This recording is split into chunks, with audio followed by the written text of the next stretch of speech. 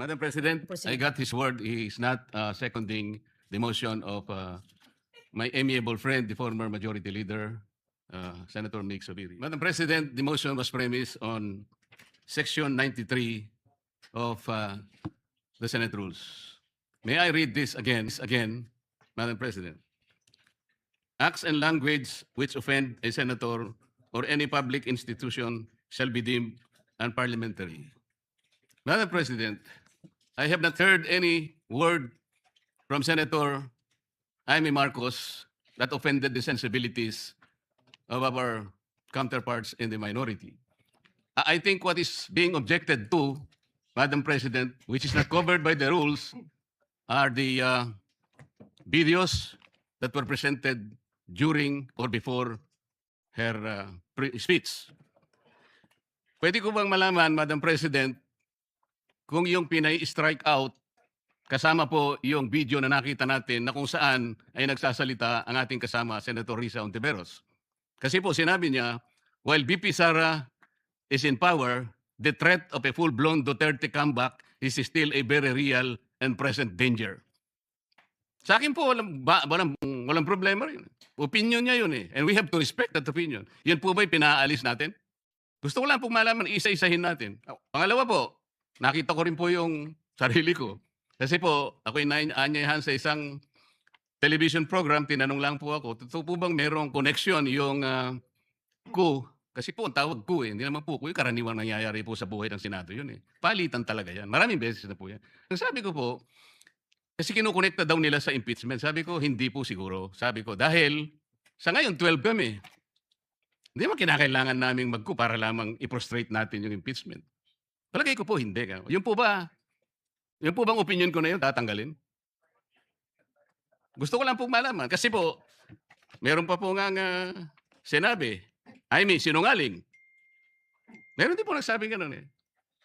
Ang ibig ko po sabihin, Madam President, ngayon po nakita natin, the vibrancy of democracy. Isa-isa po silang nagsalita lahat.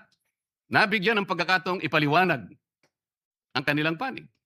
Hindi po ba maganda ngayon na nakita ng taong bayan, nagamit nga lang po yung kanyang presentation. Pero naging daan para mapakinggan ng buong mamamayan. At sila na po ang final arbiter, Madam President. Ako nga po eh. Ako nga po. Kailan lang nag-privilege speech ang isa sa atin dito. Habang nagsasalita siya, pinadaan niya ang isang slide na merong isang papel, na merong takip, at pagkatapos merong nakasulat, care of Congressman Marcoleta, 500. Isang kapirasong papel na tinakpan. Nung hindi pinatos ng media, kinabukasan, nagpa-interview siya, hindi minsan, 2 beses, para lamang ipangalandakan ang importansya ng papel na may takip at merong nakasulat, care of Kong Marcoleta, 500. Nagsalita po siya sa media 2 beses at paiimbestiga raw ako sa ombudsman. Dahil po ba sa media nangyari yon at hindi dito? May diferensya po ba? Wala. Walang diferensya yun. Pareho lang yun. Napakasensitibo natin sa ibang banda. Pero hindi natin nakikita ang ginagawa natin. On the other hand. Bakit po hindi nasasagot hanggang ngayon yung tanong ni Senator Risa? Bakit po tayo nagkaganito ngayon, Madam President? Kasi po, napigilan lang akong magtanong. Ngayon ko na po tatanong. Alam po ba ninyo kung bakit tayo nagkaganito, Madam President? Kasi po matagal ko nang sinasabi, 9 na buwan na po ang nakararaan, ngunit ayaw nating ituloy ang pag-iimbestiga sa flood control scandal. Isang pinakamalaking nakawan sa ating bansa. Parang ninakawan ng isang pamilya sa tanghaling tapat. At ang mga magnanakaw ay hindi nakamaskara. Nakakurbata lahat. Nakabarong Tagalog. Paano hindi masisira ang kumpiyansa ng mamamayan kapag tinalikuran natin ang ganong pananagutan? Ano pong sinabi pa sa akin? Imbes na sagutin nila yung privilege speech ko noon, nasa pamimilit ko na, ito po tungkulin natin eh. Naging PNP chief kayo. Ako po humanga sa inyo noon.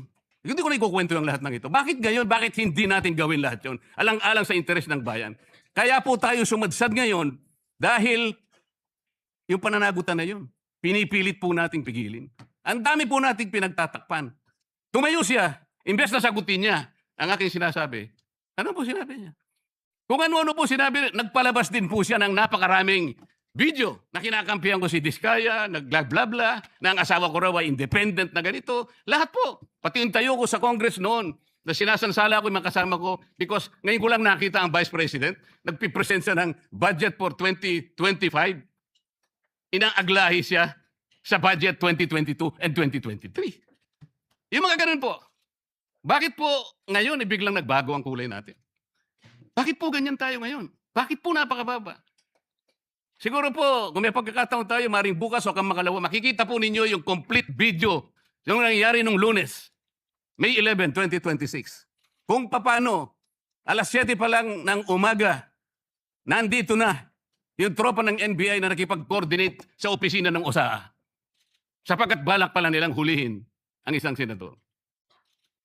Hindi po ba? Nagkaroon na po ng admission.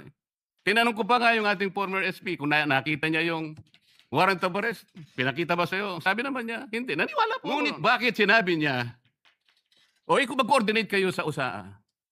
Alam po ba ninyo, Madam President, kung ako po, Senate President, kaya ko lang naman ginagawang halimbawa ito, Madam President, dahil hindi naman po ako magiging Senate President. Kung ako lang, hindi ko papayagan yon, Madam President. Bakit po? Respeto na lang sa premises ng institusyon na ito.